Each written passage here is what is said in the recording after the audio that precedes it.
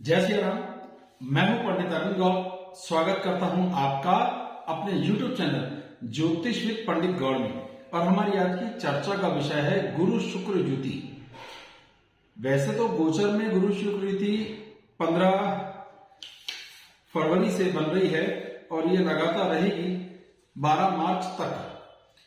लेकिन मैं चाहता हूं गोचर समझने से पहले आप थोड़े इसके विषय में और डिटेल जानें, जिसका लाभ आपको होगा।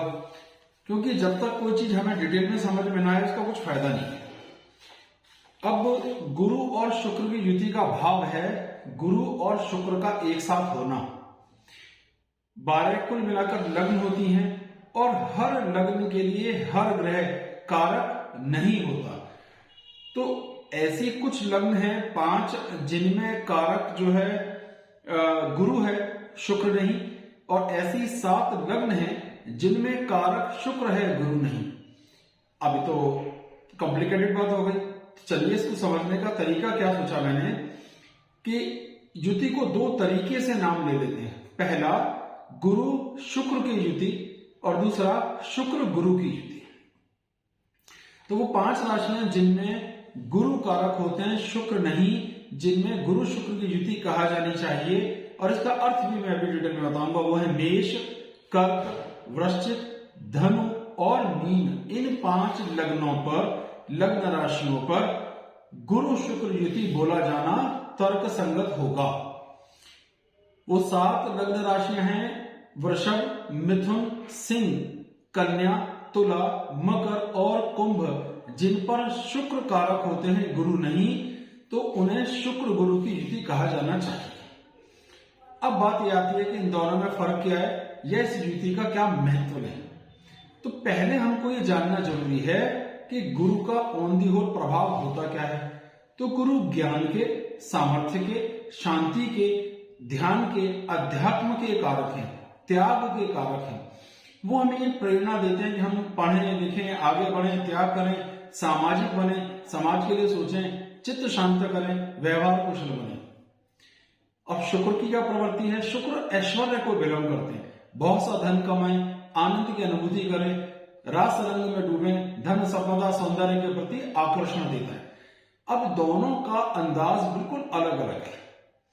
तो अब जब ये 2 ऐसे ग्रह एक ऐसी राशि में इकट्ठे हो जाएं जहां दोनों ही बलवान हो जाएं, शुक्र यहां अपनी उच्च राशि में हो जाएंगे और गुरु यहां अपनी स्व राशि में होंगे।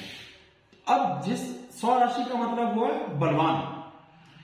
अब जिन लग्नों पर गुरु कारक नहीं है वहां शुक्र का प्रभाव होगा। 20 ऐश्वर्य और इन सब चीज की प्रधानता अपने आप बढ़ जाएगी। ज्ञान भी रहेगा और थोड़ी ज्ञान की घट जाएगी। जहां पर शुक्र की प्रधानता है वहां ये प्रभाव हुआ और जहां गुरु की प्रधानता है, ऐश्वर्य और इन सब चीजों की प्राप्ति तो होगी, लेकिन फिर भी अध्यात्म की, ज्ञान की, शांति की अधिकता रहेगी। ये थोड़ा सा फर्क आ गया। फिर से समझ लीजिए, किसी स्टूडेंट के लिए इंग्लिश उसकी अपनी भाषा है और हिंदी इलेक्टिव और दोनों ही बहुत अच्छी हैं, लेकिन फिर भी उसके इंग्लिश में जितने नंबर आएंगे हिंदी में नहीं आएंगे, तो हम कहेंगे ये इंग्लिश और हिंदी पढ़ता है। समझाने का तरीका है।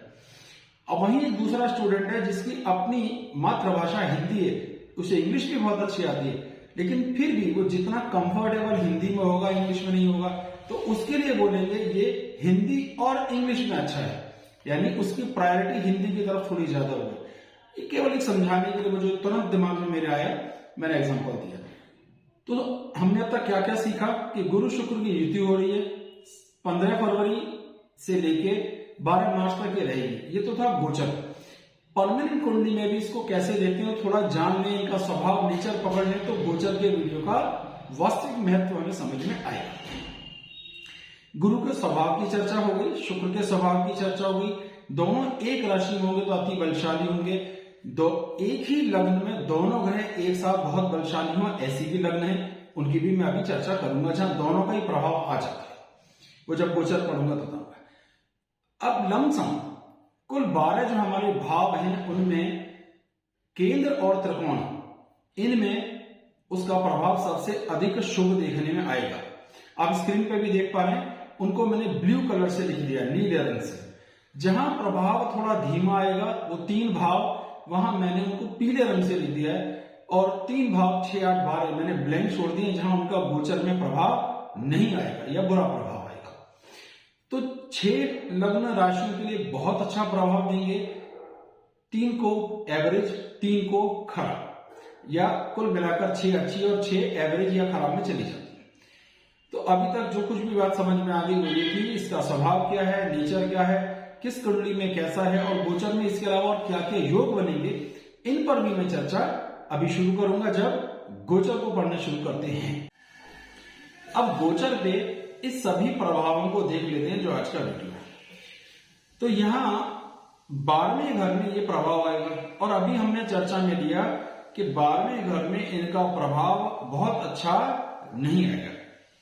अब इन दोनों की एक कॉमन दृष्टि, 7वीं दृष्टि 7वें भाव पर पड़ेगी, अपने से 7वें भाव पर, यानी कन्या राशि पर। वहां पर गुरु भी शत्रु प्रभाव देगा और शुक्र भी शत्रु प्रभाव देगा। छठे घर पर शत्रु प्रभाव आने से तो ज्यादा नुकसान कुछ होगा नहीं, लाभ ही होगा। और 12वें घर में शुक्र के होने से एक अलग नियम है, वो ये कहता है कि शुक्र जिस भी राशि से या भाव से 12वें होता है उसको सामर्थ्य देता है। इस लिहाज बीच को फायदा है, ज्यादा नुकसान नहीं है। पर शुक्र यहाँ कारक नहीं है, शुक्र यहाँ पे मारक भाव को बिलोंग करता है, और इस लिहाज से उसका 12वें में जाना थोड़ा सा फायदेमंद नहीं रहा, नुकसानदायक हो गया। और गुरु भी यहाँ पर थोड़ा कम अच्छा है, भाग्य का स्वामी इसलिए बुरा नहीं। तो मेष के लिए कोई बहुत अधिक लाभ नहीं होगा। हाँ, थोड़ी बहुत धन की प्राप्ति होने से इनकार नहीं किया जा सकता। कोई और बड़ा योग, किसी तरह का कोई विशेष योग नहीं बन रहा है। केंद्र त्रिकोण योग बन रहा है, 7वें भाव और 9वें भाव के स्वामी एक साथ 12वें में, लेकिन क्योंकि 12वें भाव में योग बन रहा है इसलिए उन्हें इसका कोई विशेष लाभ होता हुआ नहीं दिखेगा। तो इस गोचर का वास्तविक लाभ मेष लग्न वालों को मिलता हुआ नहीं दिखता। अभी वृषभ की बात करते हैं। तो वृषभ के लिए जो स्थिति है वो ये है कि ये 11वें भाव में बनेगा। 11वें भाव में समभाव, सम प्रभाव की बात की गई है, ना बहुत अच्छा ना बहुत बुरा, लेकिन फिर भी यहाँ पे एक खास योग बना, वो ये है लग्न का स्वामी और एकादश भाव का स्वामी एक साथ हो और बनी हो, तो इसे जबरदस्त अच्छा धन योग कहते हैं। फिर से समझिए, लग्न का स्वामी हुआ शुक्र जो अपनी उच्च राशि में लग्नेश बलवान, एकादश भाव का स्वामी गुरु जो वहां पे स्वग्रही हुआ। तो अगर ये दोनों एक साथ हो, लग्नेश बलवान हो, तो इसे बहुत अच्छा धन योग कहते हैं। तो जबरदस्त धन की प्राप्ति का यहाँ योग बनेगा। पर संतान पक्ष पर कष्ट की स्थितियां आएंगी, संतान को किसी तरह का तनाव, धन की हानि, अनईजी फील होना, मजा नहीं आना, ऐसा देखने में आ सकता है। तो 5वें घर पे थोड़ी सी नुकसान, कुछ डिसीजन गलत हो सकते हैं, कुछ हम ओवर इमोशनल हो सकते हैं, कुछ हम ज्यादा खर्च कर सकते हैं। ये भी एक और बड़ी चीज स्थिति को समझिए कि क्यों 11वां बहुत अच्छा नहीं होता, क्योंकि ये छठे भाव से छठा भाव होता है। छठा भाव का स्वामी है शुक्र जो अपने से छठे भाव में उच्च राशि में बैठा है।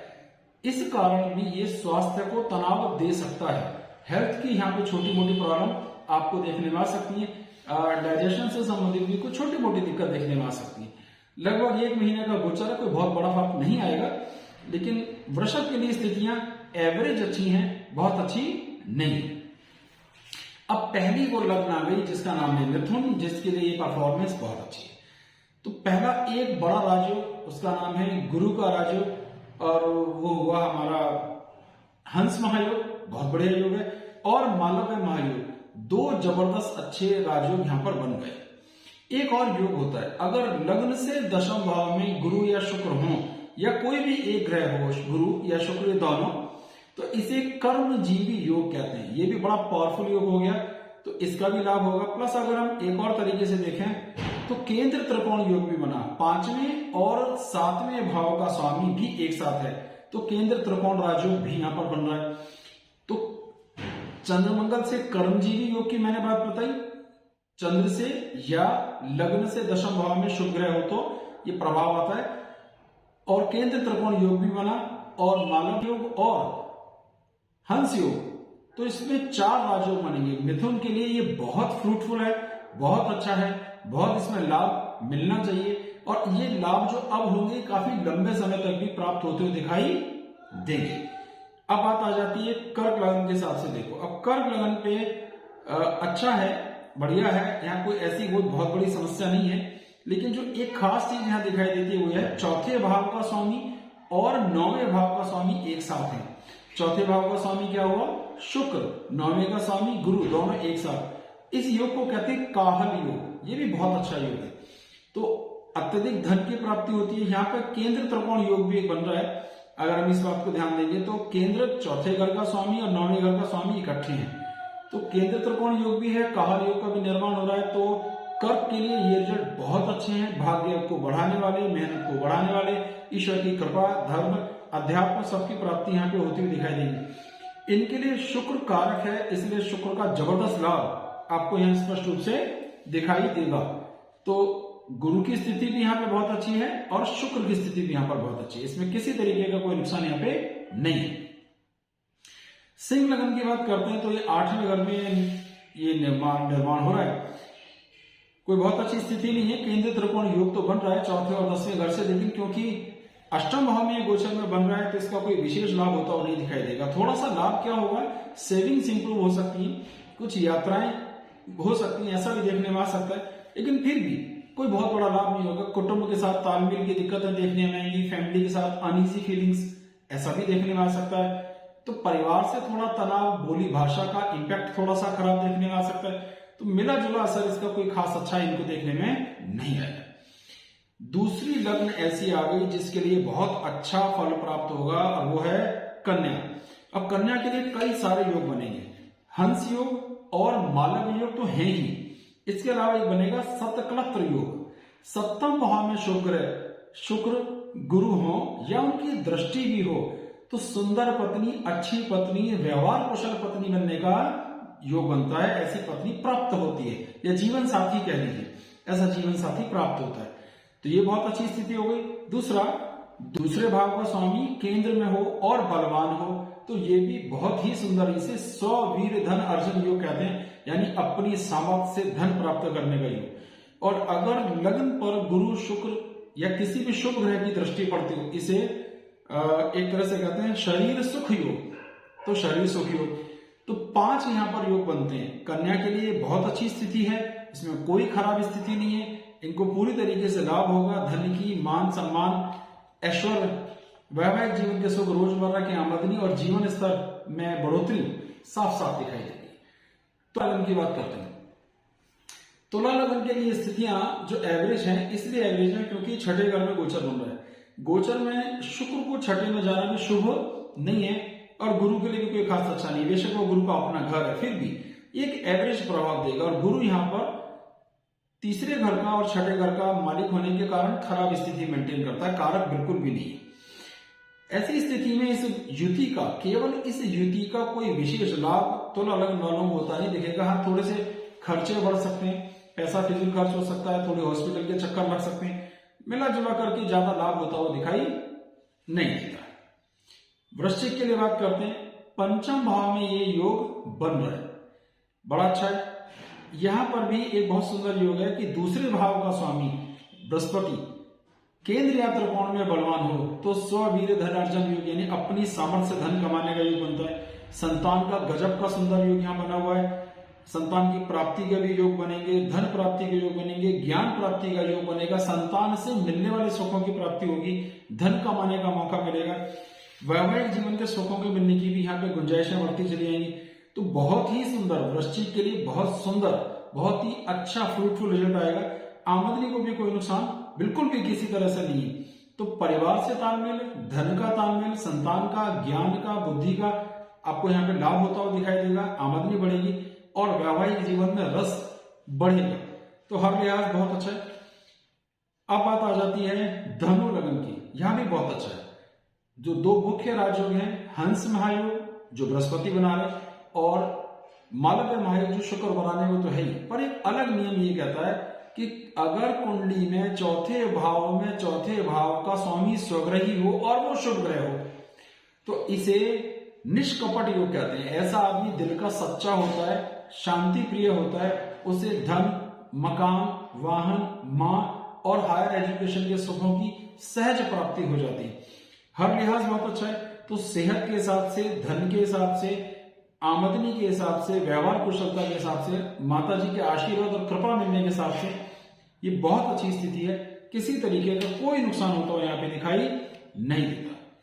अब बात आती है मकर की। मकर के लिए जो गुरु हैं वो कारक नहीं है और शुक्र बड़े जबरदस्त कारक है, लेकिन क्योंकि एक ही ग्रह कारक है, तीसरे घर में होने से उन्हें एफर्ट्स का, भाइयों का सुख प्राप्त अवश्य ही होगा।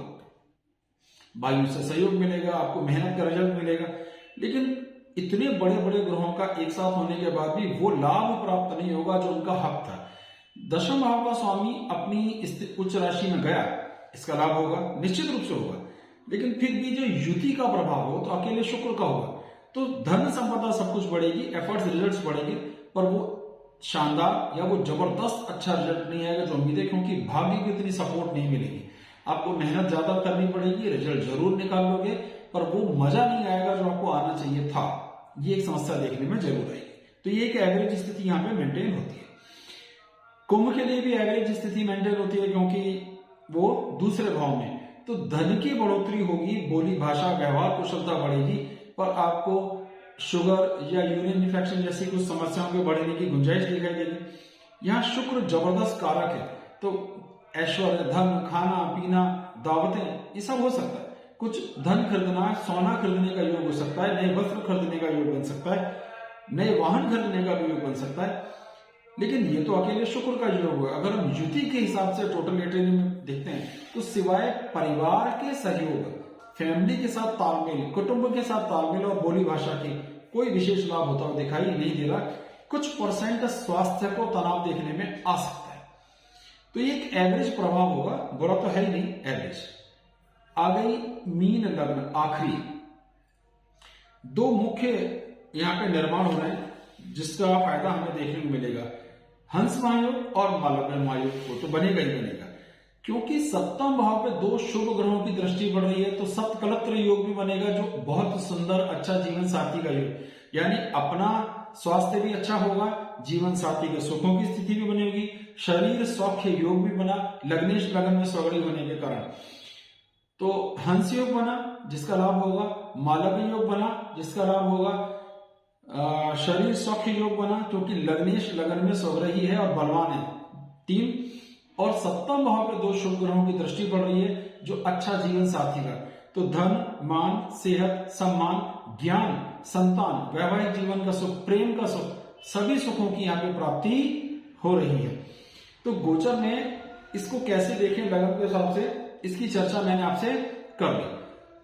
4 मार्च तक, 15 फरवरी से 4 मार्च तक शुक्र अपनी उच्च राशि में रहेंगे जहां इसका प्रभाव अधिक अच्छा होगा। 4 मार्च से 12 मार्च तक शुक्र उच्च राशि से बाहर निकल जाएंगे तो प्रभाव थोड़ा कम होगा। तो स्थितियां बहुत अच्छी हैं। बहुत से लोगों के विवाह होने के, विवाह पक्का होने के योग इस दौरान बन जाएंगे। किसी विशेष उपाय की आवश्यकता नहीं है, फिर भी अगर आप ठीक समझें तो सफेद और मीठी चीज शुक्र के लिए, और पीली जैसे बेसन के लड्डू और मिश्री, अगर हम इन दोनों को गुरु और शुक्रवार वाले दिन ईश्वर को भोग लगाते हैं तो हमें इसका और अधिक लाभ प्राप्त होने की संभावना बनती है। ईश्वर की कृपा हमें प्राप्त अवश्य। इसी वीडियो से संबंधित अगर कोई प्रश्न आपको पूछना है तो पूछिए, मुझसे जितना संभव होगा मैं उसका उत्तर देने का प्रयास करूंगा। बहुत बहुत धन्यवाद। जय सिया राम।